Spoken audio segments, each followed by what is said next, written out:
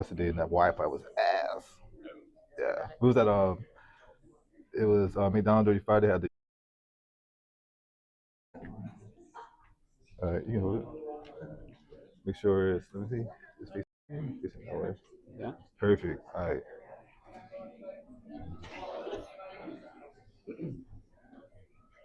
All right. Let me see. Hold on. One more minute. Just trying to pick it up. That should be work. All right. So I gotta make an introduction myself, or oh yeah, Jason got it.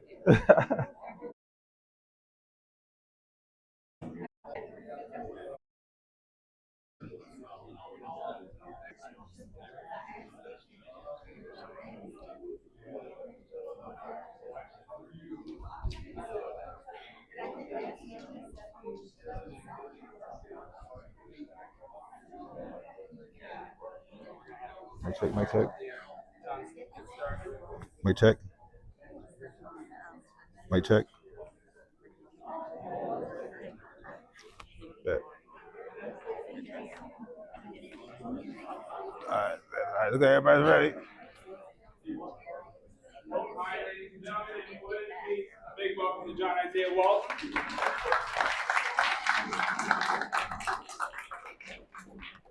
All right. Last time I was here, I was on that wall with a different body of work, but this time I'm back. I think two. I think I had a show like every year so far, but mostly I show the black paintings, which is a group of works where I get like a white canvas and I paint it completely black. I started it back in 2016 when I had opportunity to show at Tulane University with my collective called Level Artist Collective. We're a bunch of artists from New Orleans, mostly people of color. The guys in the group, they, were my mentors and, buddies I've gone on the road with, had solo shows with, and, built up this big camaraderie.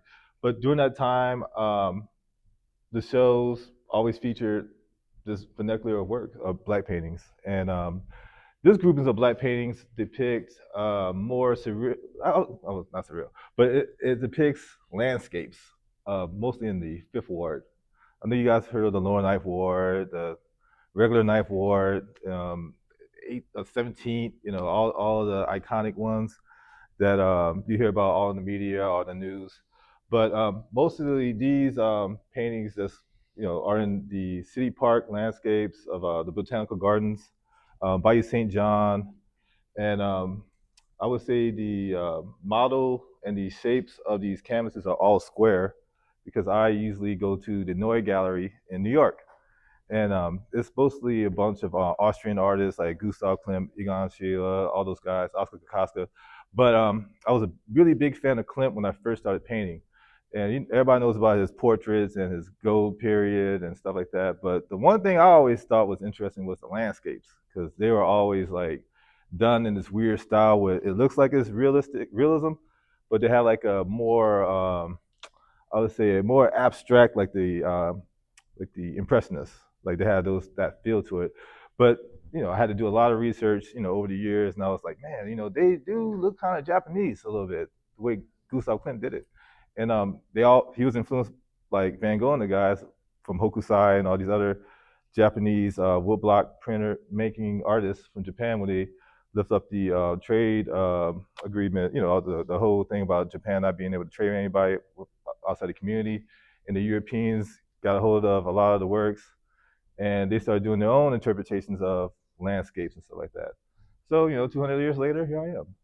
But a lot of the works also have the technical, I guess, buildup of images from paint pens. I used to use oil pastels, but I felt like I can't make too many mistakes with oil pastels if I make like a figurative work or some type of structure. So using acrylic paint pens, I was able to, if I mess up, I can paint over it, real quick. But I used to also use oil paint because the first couple of landscapes I did, I only did like 2 or 3 at the beginning of my series. I'm at 156 paintings so far, in the midst of doing other series.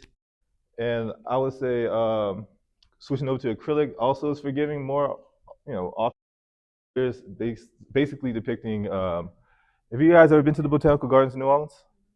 Yeah, so this is the Corsu Sisters. Man, what's the thing? What's it called? Corsu Sisters Pavilion. Yeah, so I used to go there all the time. Like I brought my son with me one time after school so I can get this picture for to start the series off.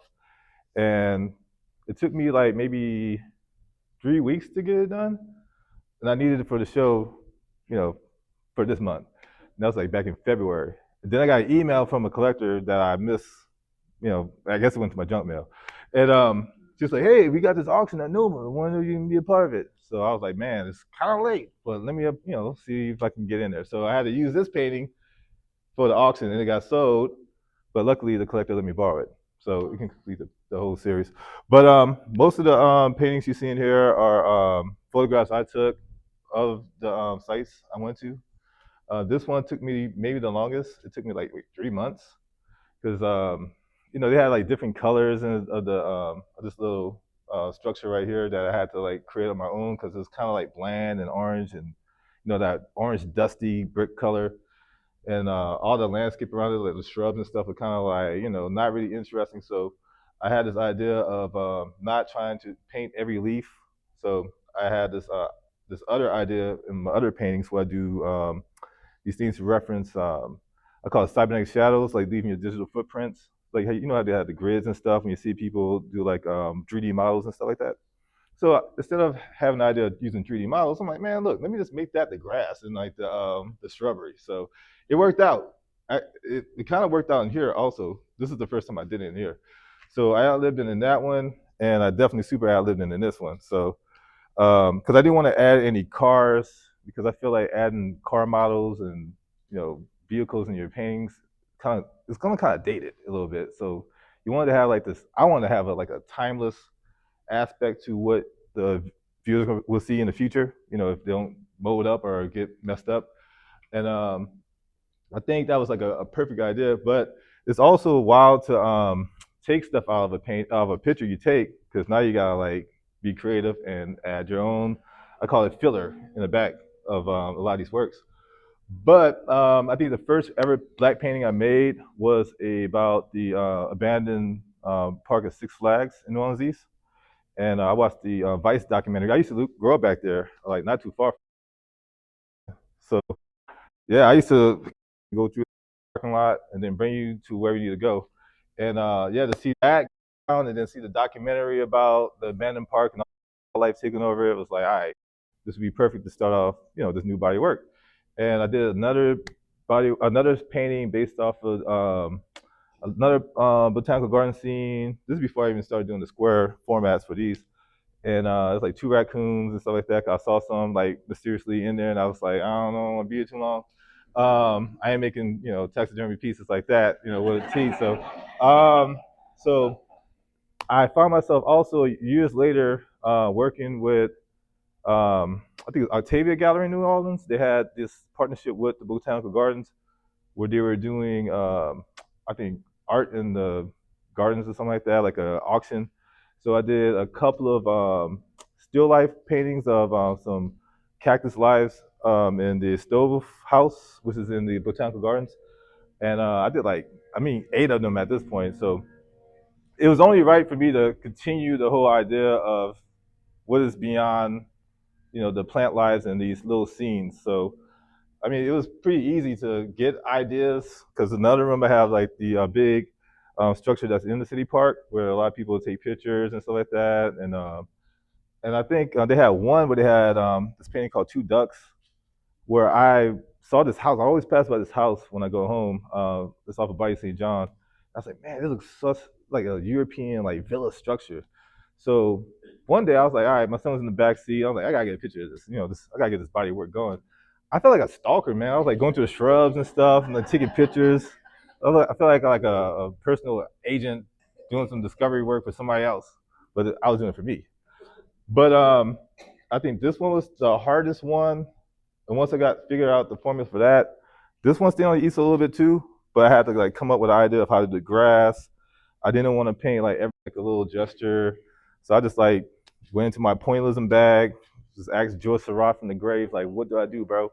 So I came up with the idea just put little dots for the flowers and just like lines of greens. 3 days to do the other ones. I mean, they're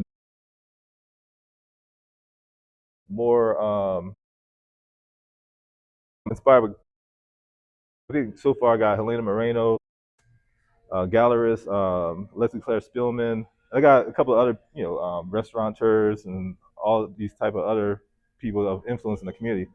But all in all, these landscapes definitely were I guess, a good exercise for me to actually play with the environment from where I'm from, because I never done like full blown landscapes like these. So I'm glad I got a chance to have you guys experience it.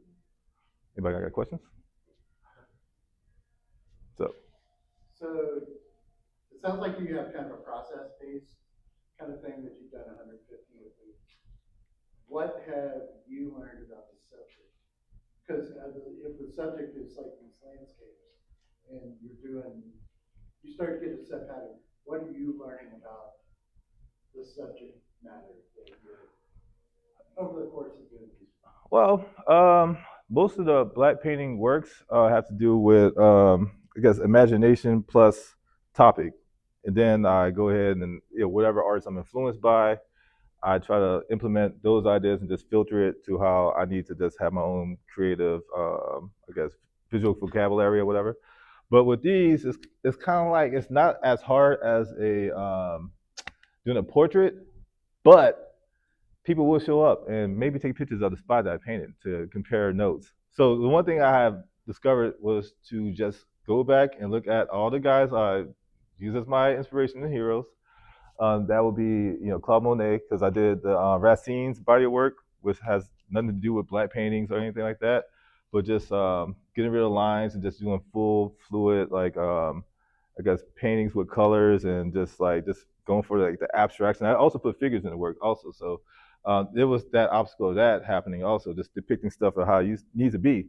So from what I learned from these is that I can make it look as close as possible to what you will see in reality, like hint the clouds. I stole that from the Hokusai paintings, but it's like I can like ad lib a little bit of how I feel like the painting can have like an overall good finish compared to what the photo, gave me. So that's one thing I learned. Another thing I learned was man, I gotta really go out when it's like sunny because man, a lot of the scapes were like overcast. I'm like, damn, like I didn't get a chance to get a lot more of these light scenes from the sun hitting certain surfaces. So I might do one more landscape to have an even 10, but I might donate that to the Ogden for the over the night auction. So if you guys want to bid on that, you can probably do that in October. But so it'll probably be about the Greek church that's right off of Bay St. John's. So I'm just trying to strictly stick to the Fifth Ward so far. So Before the show, people were all looking at your clouds. yeah. And I don't know if you realize that. And they were saying they're such unique clouds. They look like giant birds. Can you talk about the unique way you make clouds? Yeah. So I would say the first time I made clouds in my paintings were probably like 2019. Um, so actually it was 2017. I did this diptych where they had two sewage and water board workers surrounded by water and had a Mario castle, and one guy's looking at this tablet like, I don't think this is working right, and the other guy's on his phone trying to make reservations. The clouds in the background, I had like the castle, and I was like, man, I gotta use clouds. I don't want to use the Mario clouds. That's gonna look too like convenient. So I had to like that. I did a second where I depicted the whole Wallace, where I had at the Ogden for this scene. You know, I want to have clouds over the map, but I don't want to look like Mario clouds that I almost did. So I came up with these more elongated looking. Um, I guess I don't. It looked like blocks. It looked like puzzle pieces almost. So yeah, I had that map was crazy because the painting was 117 inches by like 60 something. I had to paint a lot of those little clouds. So I had a good little memory of how to do them. So with the painting of clouds, I was like, all right, zoop, zoop, zoop, you know. But like I said, I just used like straight up acrylic paint to make the clouds now. It's way easier. Any other questions? There you go. And your use of photography to before you start your painting, are you you're going out, you're getting all different angles. Are you printing out Nah, actually, I use this small phone I took the pictures on, and I just go ahead and just like, yeah, yeah, it's like tough. Like that's how I use. That's how I do all my works. Like I just get this phone that has all my paintings on it, the photography stuff, and I just try to draw it from there. It's like really tough. I maybe can show the front row some of the JPEGs. Let me see. Let me see. Let me see. Is my Wi-Fi gonna connect so I can get some of y'all?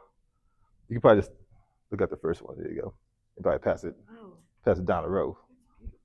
I know, right? It's like that Pulp Fiction one when they opened up the suitcase and they got the gold and like, but you'll never see what it was. The front row gonna see what it was. But all in all, yeah, coming up with like the clouds is like a part of visual language that is necessary to like distinguish myself from other people who does like landscapes because these are kind of like I ain't gonna say cartoony, but they have like a more 2D aspects to the works. So I'm definitely glad I figured that out and have my own visual vocabulary for that. Anybody else? So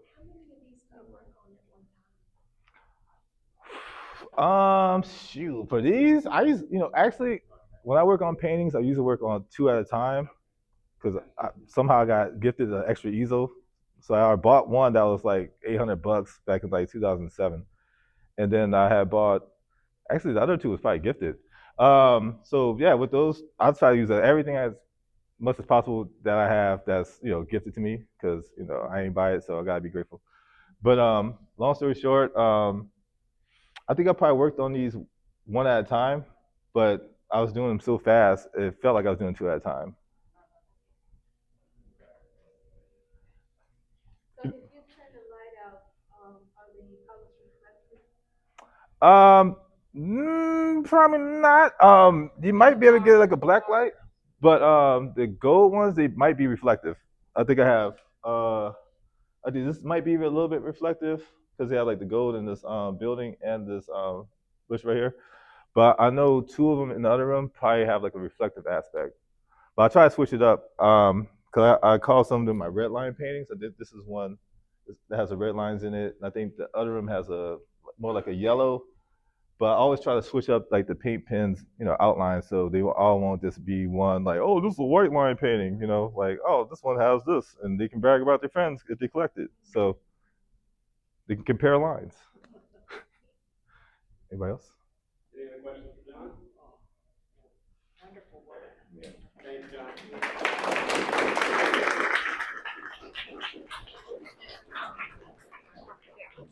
I know. I'm like, who have my phone? It's an old phone, so I ain't going that far. Yeah, seventh ward, man. Seventh ward. Oh, where?